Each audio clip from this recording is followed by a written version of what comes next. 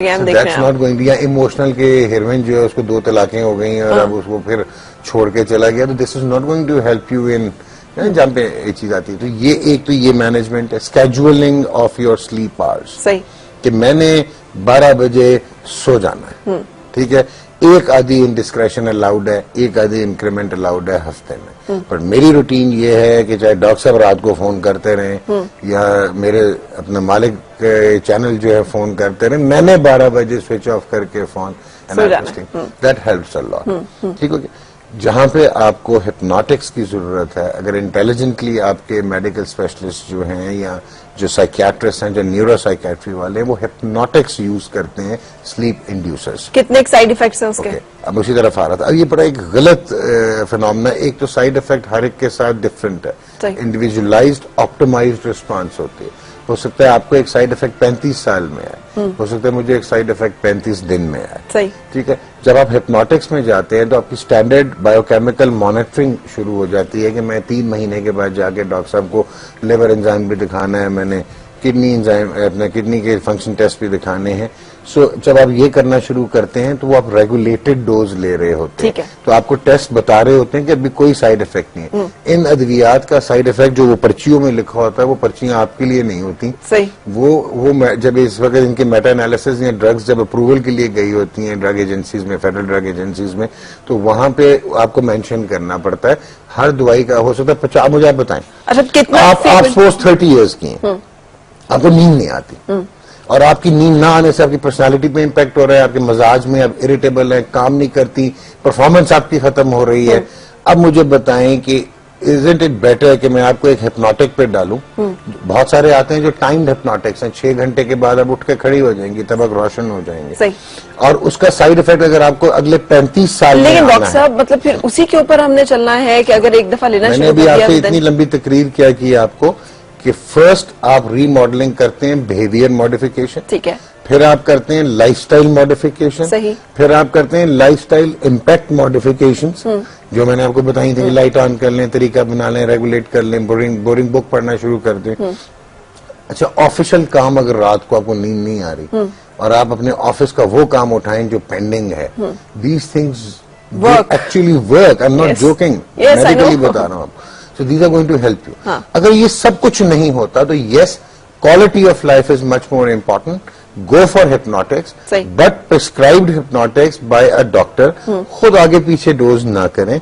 और आप बोले, अच्छा कई दफा ऐसा होता है आप एंटी डिप्रेसेंट्स पे होते हैं, बहुत सारे हमारे डॉक्टर हजरात भी जो हैं वो, अब जैसे एक चीज आती है जिसको आप एस्टेलोप्रैम कहते हैं या सेरोटोनिन रीअपटेक इनहिबिटर, उनको आप दे देते हैं रात के वक्त, वो तबक रोशन कर देती हैं, वो नींद उड़ा देंगी।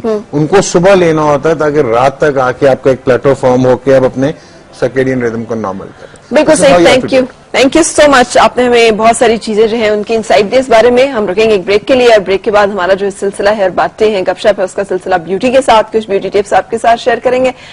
लेकिन अभी इस ब्रेक के बाद हम कंटिन्यू कर रहे हैं, डॉक्टर नुमान के साथ ही साथ रहिएगा।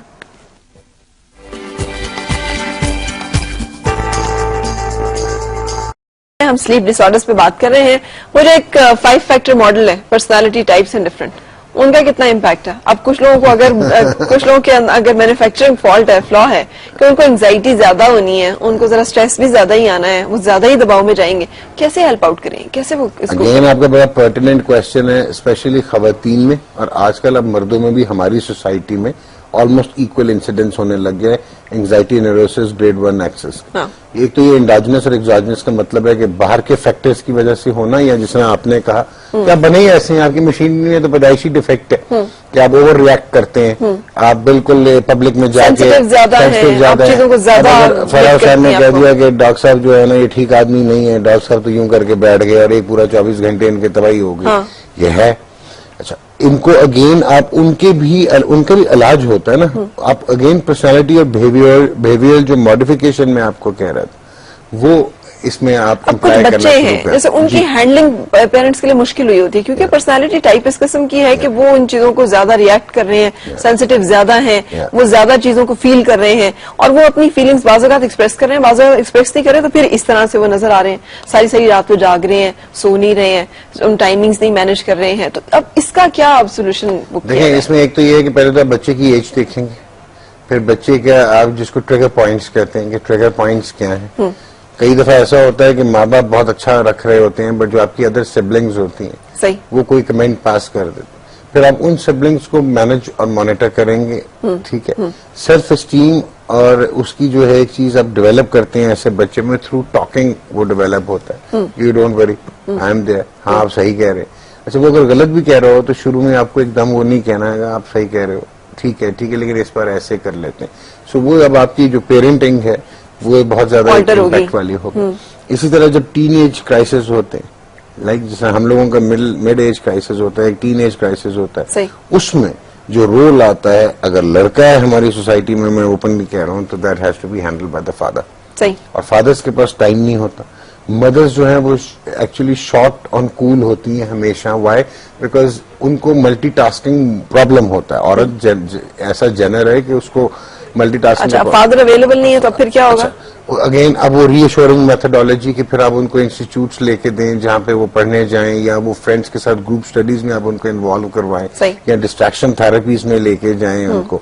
एंड देन जो सबसे इसमें बहुत बड़ी चीज है जो वेस्ट में होता था, हमारे यहाँ नहीं, एक तो आप कम्युनिकेशन गैप को खत्म करें। बाप कभी तो अवेलेबल होगा ना, मतलब ये तो नहीं है कि वो 24 घंटे घर नहीं आएगा। इन केस वो तो बहुत रेयर है कि वो है ही नहीं उस जगह पे।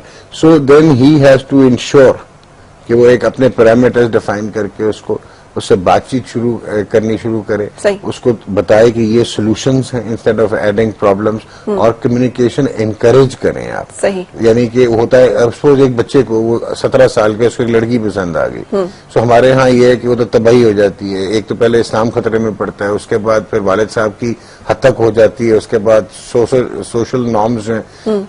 That is very natural. A 17-year-old boy is going to get attracted to a girl. Then you have to talk it out with the boy. कि ये आपके don'ts हैं, बिल्कुल सही, ये आपकी do's हैं, सही, ये आपकी।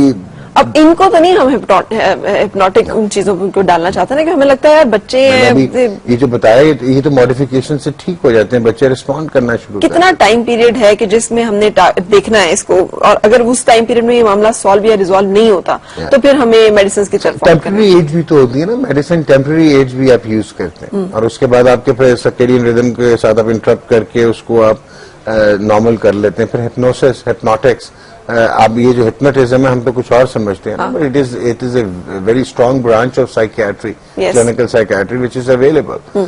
सो आप उसमें बच्चे ऐसे बहुत ज्यादा। अच्छा, लेकिन डॉक्टर साहब बहुत सारे ऐसे लोग हैं जो ये कहते हैं कि हम 2 घंटे सोते हैं, 3 घंटे सोते हैं, वी आर फ्रेश, हम वी डोंट नीड मच। आपके सामने बैठा हूँ मैं। अच्छा, I was born like this that I sleep for 3 hours. सही, तो इसका मतलब है कि मुझे एक स्टैंडर्ड है कि 8 घंटे की नींद पूरी करना बहुत जरूरी है। अगर आप नहीं करेंगे तो you'll be having health hazards. Yes, health hazards होंगे। हम लोग we are more prone to have health hazards, वो बात गलत नहीं। स्टैंडर्ड जो नींद है एज के लिहाज से कि बच्चा 12 घंटे सोता है, इन्फेंट होता है, उसके बाद जब आप ग्रो अप करते हैं 7 ईयर्स से लेके आप जब 21 ईयर्स तक जो है कि your sleep minimum sleep requirement is 10 years, उसके बाद इट इज जो 10 आवर्स, उसके बाद 8 आवर्स और फिर 6 hours of sleep geriatric population में वंस यू गेट ओल्ड। तो ये बिल्कुल स्टैंडर्ड्स हैं, इनको फॉलो करना चाहिए। तो अब अगर ये फॉलो नहीं हो रहा और कोई कह रहा है जी उनसे आप काउंसिल करने की कोशिश करें, बताने की कोशिश करें कि आप अपनी नींद पूरी करें, आप अपने आप को खतरे में डालोगे, तो नहीं फाइन, हम 2-3 घंटे अगर सो लेते हैं, what is the cost that will be paid? ये क्या हेल्थ हैजर्ड्स हैं जो कि फिर हमें जिनके लिए तैयार रहना है अगर नींद जो है उसका मसला? Premature ageing, mental fatigue, muscle aches, generalised pains, irritability, mood swings, hyper emotionality, overreactions at work, in relationships और घरों में, ठीक है। और इसको आप सिर्फ काउंटर इस तरह कर रहे होते हैं कि अगर आप पॉजिटिवली इंसोम्निक हैं, पॉजिटिवली इंसोम्निक उनको मैं कहता हूं जो कि डिलीवर कर रहे होते हैं, जो कि टाइम जाया नहीं कर रहे होते, जो वर्कहॉलिक्स होते हैं, वो फिर उस ग्रेंडियोसिटी में रहते हैं जो वो अचीव कर रहे होते हैं और वो सक्सेस रेट उनका हो रहा होता है, that keeps them alive. Otherwise physically वो अपने आप को, मतलब मेरी जो इस वक्त हेल्थ एट 42 है, that correlates with the man of 51 years. So ये जो मैंने जाया किया 9 साल, ये मैंने कॉस्ट पे की है for a habit which I should have corrected, which was a bad habit. I should have been taught about it. I should have regulated my sleep. मैं आपको ये कह रहा हूँ, I didn't manage to do that. और आज जो है ये प्रॉब्लम्स है। अच्छा, ये प्रॉब्लम्स है ना, हमें माइनर लगते हैं, हमें लगता है यार Minor ये नहीं कोई है। नहीं है। अगर आप हमें बताएं कि जी आपको हार्ट अटैक खुदा ना खास्ता होने का खतरा है, विल बी अलर्ट। खतरा अगर हमें लगे जी आप ब्रेन हेमरेज में जा सकते खतरा हैं है, तो हम उसमें, बिल्कुल है। आपका ब्लड प्रेशर शूट कर सकता है, Yes. आप वो तो ये तमाम चीजें हमें ये खतरनाक लगती है। ये जो आप बातें बता रही है, मूड मैनेजमेंट, मूड स्विंग्स या लेकिन ये तो बिहेवियर बहुत इश्यूज, ज्यादा इम्पोर्टेंट है। और जो आप कह रही हैं, आई एम देखें, जैसे अगर जेनेटिकली मेरी फैमिली में डायबिटीज है, ठीक है, और तो इसका मतलब है कि मुझे टाइप 2 जो है बहुत ज्यादा चांस है कि मैंने कैरी करनी है। सही। अब अगर मेरे स्लीप पैटर्न्स ठीक होंगे, अगर मैं सोऊंगा और अगर मेरा स्ट्रेस नहीं होगा, तो मेरी इंसुलिन सेंसिटाइजेशन, जो बच्ची कुछ इंसुलिन है, वो बेहतर करेगी। ठीक है। तो बजाय कि मैं 42 साल का डायबिटिक हूं, मैं 48 साल का डायबिटिक हो जाऊंगा, तो मेरा जो माइक्रोवेस्कुलर डैमेज है 6 साल का पीरियड, वो बच जाएगा, सही। वो कम हो जाएगा। यानी जिंदगी में 6 साल बढ़ जाएंगे या इम्कानात है कम से कम बढ़ने सो के, that is how it has to be. और क्वालिटी ऑफ लाइफ जो इम्प्रूव होगी वो अलग है। बहुत ज्यादा। सही। और आप कभी करके देखें, आप अलर्ट होंगे, थिंकिंग आपकी डेवलप हो जाएगी, आपकी execution of thought 10 times better हो जाएगा। बिल्कुल सही। तो दैट इज इम्पोर्टेंट कि आप क्योंकि आपको आदत पड़ गई होती है, आप तो उस रूटीन में होते हैं ना, तो आप 3 घंटे सोने और आप समझ रहे हैं बहुत चैंपियन हूं, मैं बहुत काम कर रहा हूं, मैं टीवी पे भी आ रहा हूं, मैं क्लिनिक भी कर रहा हूं, मैं किताबें भी लिख रहा हूं, बट हो सकता है कि अगर मैं 8 घंटे सो रहा होता तो इनसे बेहतर टाइम मैनेजमेंट के साथ इनसे 10 टाइम बेहतर डिलीवरी दे। बिल्कुल सही। सो जब भी इस तरह का कोई मसला लाहा को टाइम मैनेज करना, अपना लाइफस्टाइल मैनेज करना, अपना बिहेवियर मैनेज करना, ये तमाम चीजें जो है, मूड मैनेज करना जिसे कहते हैं, ये बड़ी इंपॉर्टेंट है। और उसके बाद फिर आती है स्टेज जहां पर मुख्तलिफ मेडिसिन अवेलेबल है। मेडिसिन भी अगेन एंटी डिप्रेशन नहीं, डॉक्टर साहब बता रहे हैं हिप्नोटिक कुछ ऐसी मेडिसिन अवेलेबल हैं जो इसके लिए आप प्रिस्क्राइब करा सकते हैं अपने फिजिशियन से मिलकर, जो आपकी पर्सनैलिटी टाइप और आपकी प्रॉब्लम को कंसिडर करते हुए उनको आपके लिए प्रिस्क्राइब करेंगे। Thank you so much, God bless you. रुकेंगे हम और वक्त आपसे इजाजत